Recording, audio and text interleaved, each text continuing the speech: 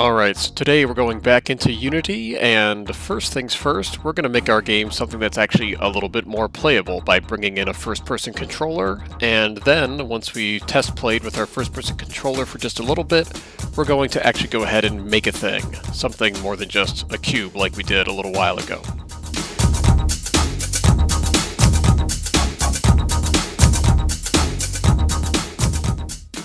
First things first, we need to actually go get the assets. So just like when we got our terrain, we're going to Assets, Import Package, and then this time we're going to Characters. Look for that window in the top left and click Import, and then we'll just wait this out and skip ahead here until we actually have those assets in our scene. Alright, with my loading bar done, I want to go find my assets, and I'm going to show you a new way to do that. If you know the name of what you're looking for, you can just click on this search bar in your project window and type in what you're looking for. We are looking for the FPS controller, so if we just type in the letters FPS, you'll only get a few options. This one on the left that you see me clicking and dragging is the one you want, and you can do the same, click and drag it into your scene. If you want to get up closer to it, double click on it in the hierarchy. And you'll notice that from the start, this isn't actually in the perfect position. It's kind of halfway through the ground, so I just grab my move tool and I drag this up a little bit. If you look closely, you can see this green outline. This is our capsule collider. You want to make sure that the bottom of that green outlined capsule is a little bit above the terrain, so that way you'll land on the ground and not just fall through your scene and into the abyss. So when you click play up at the top, you can see that button that's turned blue now, my little play button there. Click that and you'll be able to actually test play your game. Use your trackpad or mouse if you have it to look around. Use WASD or the arrow keys to move around, and you can hold down shift to sprint while moving, press space to jump, and start to explore your environment with what you have. So take a couple minutes to walk around and explore your scene, but then we're going to jump out of play mode and go to actually create something new in our scene today. Now it's very important before you try to make any actual changes to your scene or make anything new that you actually stop play mode by clicking on the play button again. Do not just pause play mode, it's not the same thing as stopping it. But to start creating what we want today, we're going to go to Game Object, 3D Object, and Cube. But we're not just going to leave this as a cube today, we are going to turn this cube into a house, or some sort of a building that our character can go and explore. So I definitely don't want this building to be floating in the middle of nowhere, so I'm going to lower this down until the bottom of this cube is near or touching the ground. And then I'm going to grab either my scale tool, or in this case, my rect tool, which is the far right tool, and I'm going to use this to bring the bottom just down until it touches, or it's okay if it goes a little bit through the ground, the player won't ever be able to see that. And then I'm going to scale this into just one wall of a building. And I'm just going to try to make this big enough that it's something my player can go inside and explore. And I want to go actually test play and make sure, like, is this wall tall enough that I'm not going to be banging the player character's head on it? Does it seem, ridiculously small or large? This seems nice and tall, just tall enough. I'm okay with this. Doesn't have to be perfect, just big enough that we can make a building out of it. So jumping back out of play mode. Now, I want to make a building that has several walls. I could go Game Object, 3D Object, Cube and make a new cube and resize it again, but the far easier solution is going to be to duplicate the good wall that we already have. Now there's a couple ways to do this, but the first that I'll show you is to find your cube in your hierarchy and control click it and then select duplicate. Now it won't look like much happened at first because your duplicate is sitting right on top of the original, but if I take the move tool and move one of them aside, you can see in the hierarchy you have cube and cube 1, and you can see right there in your scene the two, they're still called cubes because they started as cubes, but these two rectangular prisms side by side. Alright, so 2 walls is a start, and these are going to kind of be the sides of my building, but I still need a front and a back wall, so we're going to duplicate yet again, but this isn't facing the right direction. Now I could rescale this if I wanted to, but I really want the same width on all my sides, so I'm going to take my rotate tool and rotate it. But eyeballing this is going to be kind of a tricky way to get it perfect. So if I want a perfect right angle, I'm just going to punch 90 degrees in to my y-axis on the transform rotate in the top right, and now I've got a perfect 90-degree angle. All that's left is to move this and maybe do a little bit of scaling to get it to line up really nicely with the walls that are already there. Next comes our final wall, the front wall, though this is actually going to be created by 2 parts by the time we're done. First, I'm just going to duplicate that back wall. Another way to duplicate an object is just to select it and use Command D. Then I'll take the Move tool and slide this up to the front. And now I'm going to use my Rect tool to bring this down to being a little bit less than half the size of the front of the building. So that way I can leave an opening that'll be a doorway that we can walk inside of.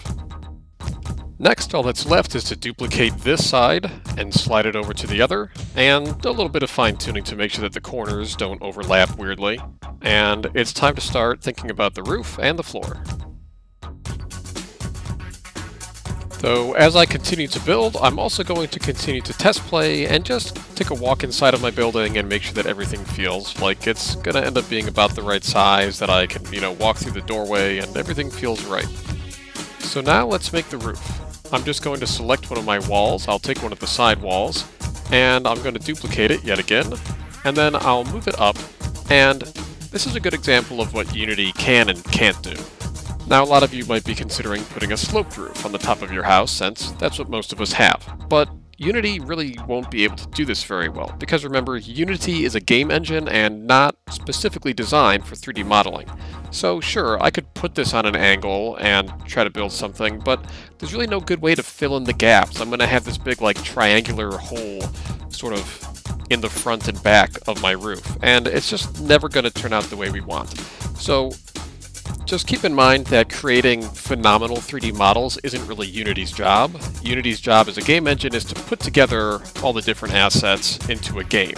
And eventually you will be learning a 3D modeling software called Maya, but that comes later. So I'm rotating my wall at a 90-degree angle so that it'll lay down flat, and then I can use the Scalar Rect tool to transform the size of it into something that's going to work for the roof. I'm going to bring it out at least to the edges. I might let it hang over a little bit. Sometimes I like to let the front come out a little extra far, sort of like an awning or an overhang. So I'll do that, and then we're pretty much done with the roof. From here, making the floor is pretty simple. We can just duplicate the roof, use the Move tool to move it down, and then make sure that it's sitting mostly in the ground. It's okay if there's a little step up. If it's too high, your first-person controller might need to jump over it, and we probably don't want it that high. But just duplicate the roof, bring it down, let it stick up at least enough that it's sticking out of the grass, but not too high. Now a quick test play will help us make sure that everything's going just fine, that we can walk inside of our building, that we don't get tripped up on the step on the way in, and everything's working out just fine. Though let's admit that this is kind of the most incredibly boring house or building in the world. It's completely white on all sides. A little bit of shadow is as much variation as we get. So let's go ahead and get some textures. Now, there's a lot of ways that we could get textures into our scene. You could draw your own. You could find some on the asset store, which we'll get into in a day or two here. But for right now, we're just going to take to Google Images and see what we can find. So let's say you want your building to be built out of brick. I'm going to give you some quick do's and don'ts for searching for a good texture. For example, if you just search for the word brick, you might find some useful textures, but you're also going to find a lot of things that are useless, like just pictures of individual bricks. That's not going to look great on the walls of our building. If I type in brick texture, I'm going to get some better results, but there's still some issues. Like, this might look pretty good at first glance, but you'll notice it's got a very distinguishable corner. Like, this top right corner here looks very different from the rest of the image, and it's not a pattern. It doesn't repeat or tile, so if we have to do anything other than stretch this out, it's going to look really bad if we try to repeat this. So we really want a texture, not just a picture of bricks, but a texture that can be repeated and still look good. So if I type in brick texture and seamless, I should find a seamless pattern that repeats, and I can use and tile in a lot of different ways, and it's going to look good almost no matter what I do with it. So when I find something like this, I want to make sure that I get the biggest, best version of the image as possible. I don't want to get the thumbnail. So actually go ahead and open up the image and then save it somewhere. It could be to your downloads, it could be to your desktop. You could drag this to the desktop or control click and then save. But once you have it downloaded, it's time to find it and then drag it into Unity into your assets.